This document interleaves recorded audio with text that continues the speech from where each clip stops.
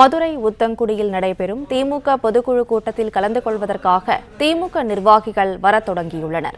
இதுகுறித்த மேலும் விவரங்களை செய்தியாளர் ராஜ்குமார் வழங்க கேட்கலாம். ராஜ்குமார், வணக்கம். அங்கு என்ன நிலவரம், விரிவா சொல்லுங்க.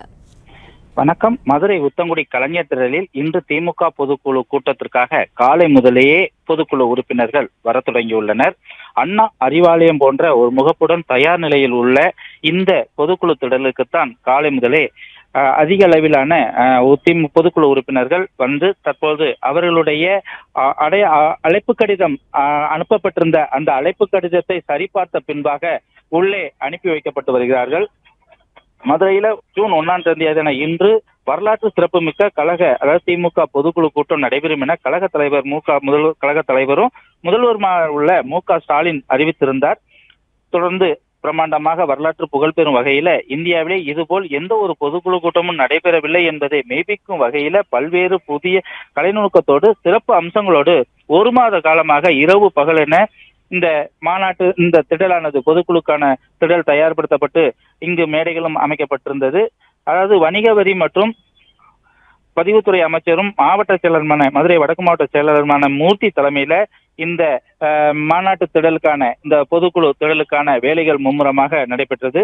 இதுல முதல்வர் மு.க. ஸ்டாலின் அவர் பொதுக்குழு கூட்டம் தமிழ்நாட்டில் மிகப்பெரிய மாற்றத்தை உருவாக்கக்கூடிய சக்தியாக அமையும் என்ற எதிர்பார்ப்போடு மதுரையில உத்தங்குடி திடல்ல நடைபெறும் என தீர்மானித்திருந்த நிலையில்தான் பொதுக்குழு கூட்டத்திற்கான அனைத்து ஏற்பாடுகளும் அவருடைய வழிகாட்டுதலின்படி நடைபெற்று வந்தது. பிரம்மாண்டமாகவும் இதுவரையில் இது போன்று வேறு எங்கும் அமைந்துள்ள வகையில முற்றிலும் குளிரூட்டக்கூடிய வசதியோட பிரம்மாண்டமான பொதுக்குழு அரங்கம் பிரத்யேக கலை நுணுக்கத்தோடு வண்ண விளக்குகளோடுமாக அமைக்கப்பட்டிருந்தனர்.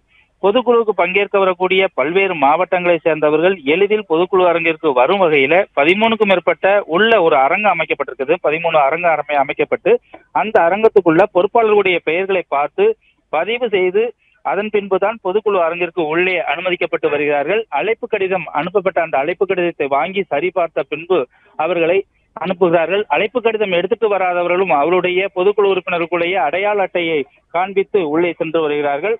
பொதுக்குழு அரங்கிற்கு முன்பாக கழக தலைவர் முதல்வர் அவர்களுடைய இருவண்ண கொடிகளை ஏற்று வகையில 100 அடியில் உயரமான கம்பீர தோட்டத்தோட கொடிக்கம்பம் அமைக்கப்பட்டிருக்கிறது.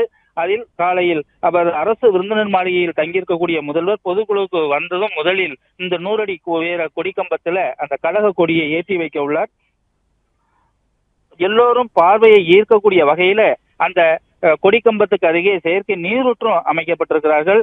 மதுரை முழுவதுமா சுமார் 60 கிலோமீட்டர் சுற்றளவுல, அதாவது இருபுறங்களிலும் திமுகவினுடைய கொடியை அதோடு மட்டுமல்லாமல் ஆட்சியுடைய பெருமையை கூறக்கூடிய வகையில பிளக்ஸ் போர்டுகளும் வைத்துள்ளார்கள்.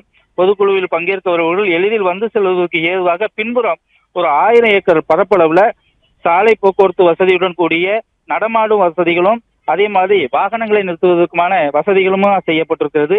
இதுவரை யாரும் காணாத வகையிலும் இனிமேல் இது போன்று அமையுமா என எல்லோரும் ஆச்சரியப்படக்கூடிய வகையில இந்த பொதுக்குழு அரங்கம் முழுமை பெற்று சரியாக 10 மணிக்கு பொதுக்குழு கூடும் என எதிர்பார்க்கப்பட்டிருக்கிறது. இந்த நிலையில்தான் பொதுக்குழு உறுப்பினர்கள் ஆர்வத்துடன் உள்ளே சென்று கொண்டிருக்கிறார்கள்.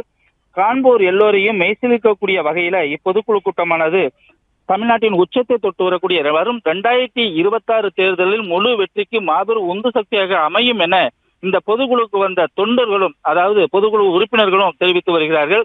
அது மட்டுமல்லாமல் பொதுக்குழு வரக்கூடிய அந்த உறுப்பினர்களுக்கு அவர்களுக்கு பல்வேறு, அதாவது 25க்கும் மேற்பட்ட சைவ அசைவ உணவு வகைகளும் தயார்படுத்தப்பட்டு வருகிறது. அதாவது பொதுக்குழு உறுப்பினர்களுக்காக மட்டன் எண்ணெய் சுக்கா, மட்டன் உப்பு கறி, கோலா உருண்டை, மட்டன் ஒயிட் குருமா, வஞ்சிர மீன் வறுவல், நாட்டுக்கோழி மிளகு கறி, நாட்டுக்கோழியுடைய சிக்கன் 65, ஆம்லெட், மட்டன் பிரியாணி, எலும்பு குழம்பு, ஐரமீன் குழம்பு, சிகத்தண்டா, பீடா, மலைவாழைப்பழம் என ஒரு பெரிய பட்டியலும் வைக்கப்பட்டிருக்கிறார்கள்.